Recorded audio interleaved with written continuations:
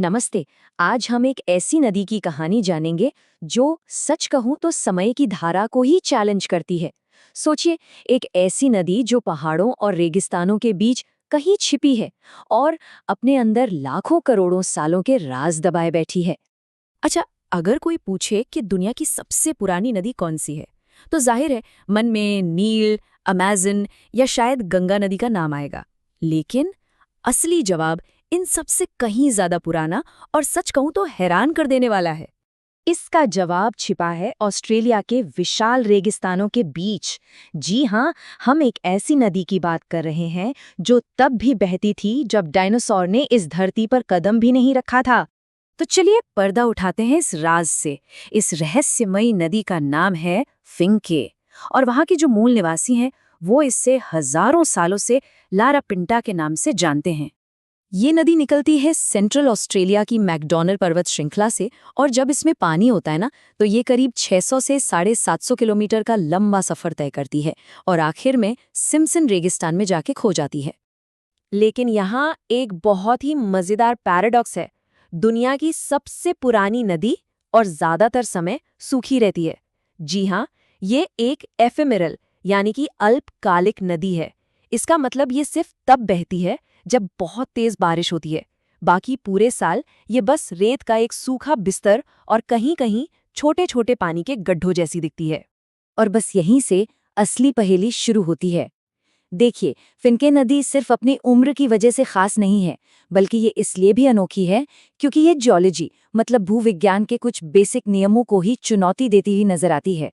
वैज्ञानिकों का अनुमान है कि ये नदी अपने इसी रास्ते पर पिछले 40 करोड़ सालों से बह रही है। 40 मिलियन ईयर्स। ये इतना बड़ा नंबर है कि इसे इमेजिन करना भी मुश्किल है। इस नंबर को थोड़ा पर्सपेक्टिव में रखते हैं। डायनासोर इस धरती पर कब आए थे? करीब 23 करोड़ साल पहले। मतलब ये नदी तो तब भी बह रही थी जब डायनासोर का नामो निशान तक नहीं था। तो सबसे बड़ा सवाल ये उठता है कि भाई नदियां तो आमतौर पर पहाड़ों से बचकर उनके चारों ओर से अपना रास्ता निकालती है ना, लेकिन फिंके नदी ये मैकडॉनल माउंटेन रेंज को सीधे बीच से चीर कर निकल जाती है। ये कैसे हो सकता है? तो चलिए, इस पुरानी रहस्य की गुत्थी को सुलझाते हैं। इसकी कहानी एक ऐसी नदी की है जिसने लाखों करोड़ों सालों तक अपनी जिद नहीं छोड़ी। इसका जवाब छिपा है लाखों साल पहले की एक घटना में। कल्पना कीजिए, करीब 40 करोड़ साल पहले ये नदी एक सपाट फ्लैट मैदान पर आराम से बह रही थी। फिर धरती के अंदर टेक्टोनिक प्लेट्स में हलचल शुरू हुई और जमीन बहुत धीरे धीरे ऊपर उठने लगी, जिससे पहाड़ बनने लगे। लेकिन नदी ने अपना रास्ता नहीं बदला। जिस रफ्तार से जमीन ऊपर उठ रही थी, उसी रफ्तार से नदी उसे काटती चली गई और अपना रास्ता बनाए रखा। साइंस की भाषा में ऐसी नदी को एंटीसीडेंट रिवर यानी पूर्ववर्ती नदी कहते हैं।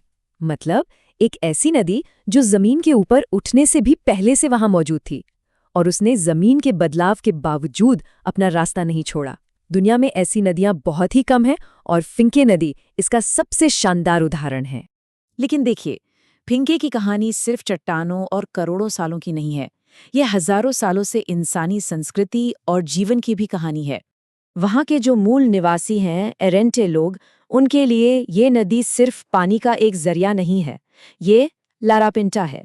उनकी ड्रीम टाइम कहानियों के मुताबिक इसे रेनबो सरपेंट यानी इंद्रधनुषी सांप ने बनाया था, जो उनके लिए एक क्रिएटर बीइंग, एक पवित्र आत्मा है। तो ये नदी उनके लिए एक जीते जागती आध्यात्मिक शक्ति की तरह है। और हजारों सालों से इस नदी के जो परमानेंट वाटर होल्स हैं, जो पानी के गड्ढे कभी नहीं सूखते, वो इस रेगिस्तान में जिंदगी का आधार रहे हैं। ये शिकार के लिए, भोजन के लिए, पारंपरिक दवाइयों के लिए और सबसे जरूरी अरेंटे लोगों की संस्कृति और उनकी कहानियों का केंद्र रही है। तो सवाल ये है कि आज इस प्राचीन नदी की क्या अहमियत है? क्या आज भी ये उतनी ही जरूरी है? जवाब है बिल्कुल। आज भी ये जगह लोगों को एक चुंबक की तरह अपनी ओर खींचती है। आज ये पूरा इलाका फिंके गॉर्ज नेशनल पार्क का हिस्सा है, जहां कुछ बहुत ही रेयर पेड़ पौधे मिलते हैं। यहीं पर दुनिया का मशहूर 223 किलोमीटर लंबा लारापिंटा हाइकिंग ट्रेल भी है। और तो और हर साल इसके सूखे हुए रिवर बेड पर एक जबरदस्त डेजर्ट रेस भी होती है। तो फिंके या लारापिंटा सिर्फ एक नदी नहीं है, ये एक टाइम कैप्सूल की तरह है। एक ऐसी जगह जो 40 करोड़ साल का जियोलॉजिकल इतिहास, हजारों साल की इंसानी संस्कृति और आज के मॉडर्न एडवेंचर को एक साथ जोड़ती है। और ये हमें सोचने पर मजबूर करती है कि हमारे अपने आसपास की ज़मीन में, पहाड़ों में, नदियों में ऐसी और कितनी अनकही प्राचीन कहानियाँ छिपी होंगी जो बस खोजे जाने का इंतज़ार कर रही हैं।